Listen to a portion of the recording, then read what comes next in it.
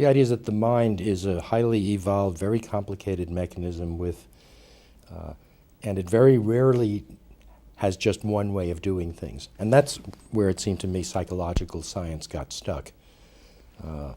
People would say, well, does learning work this way or that way, or is memory organized this way or that way? And it seemed to me that clearly people, if they used any particular way, no matter how good, it would get stuck on some kinds of problems, and you'd have to switch. So what we were doing in making the Society of Mind Theory is saying there's got to be a command and control hierarchy, or not hierarchy. There's got to be a lot of different ways this thing could work, and different parts of it have to know when they're doing badly, or they have to have critics. And actually, I'm finishing a new book about how the mind works, and this book is called The Emotion Machine, and I think it's going to explain to everyone just what emotions are, and it turns out they're very simple and very complex.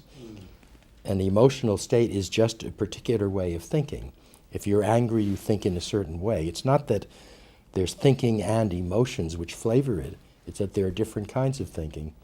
So if a person's angry, it means that there's some problem that's bothering him, this situation that he's got to do something about, or she, and you have to do something pretty quickly.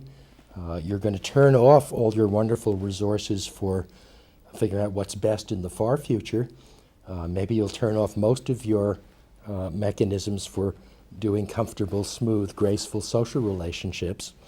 And if this guy is annoying you enough, maybe you'll just hit him or insult him or do something that people would say is very emotional. But from the point of view of the parts of your mind that are still working to solve this problem, these are just the right things to do if you're in a hurry. So most emotional behavior has evolved.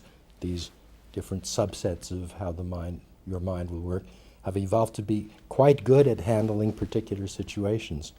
And so people say, well, what is emotion? It's so mysterious. The answer, no, it's so trivial. We just give these emotional names to the different ways people have of thinking.